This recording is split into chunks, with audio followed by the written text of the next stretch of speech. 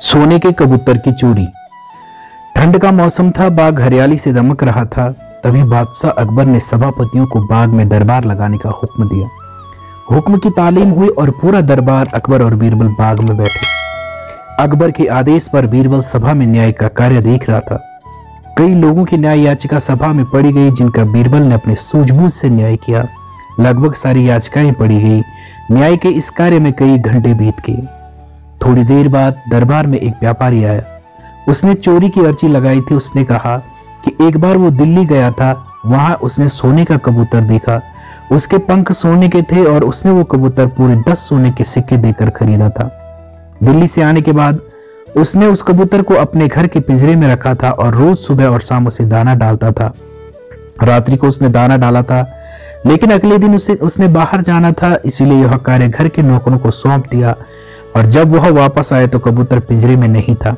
अब उसे घर के नौकरों पर शक है कि उन्होंने मेरे कबूतर को मार दिया, पर मेरे पास कोई सबूत नहीं है। व्यापारी के शक के आधार पर घर के नौकरों को दरबार में लाया गया। उसने कई सवाल पूछे, पर किसी ने कोई उत्तर नहीं दिया। समझना मुश्किल था कि कबूतर को किसने गायब किया। तभी बीरबल उठा और नौकरों के चारों तरफ चक्कर लगाते हुए जोर जोर से हंसना शुरू कर दिया। अकबर ने हंसने का कारण पूछा, तब बीरबल ने हंसी रोकते हुए बोला, महाराज, चोर तो हम सबके सामने ही है।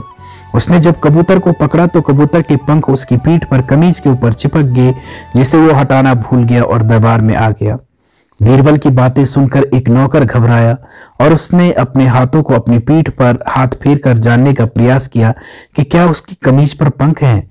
ऐसा करते उसे बीरबल ने देख लिया और झट से उसे आगे कर चोर के रूप में दरबार में पेश किया। सबने उसकी कमीज देखी, पर उस पर कोई पंख नहीं था।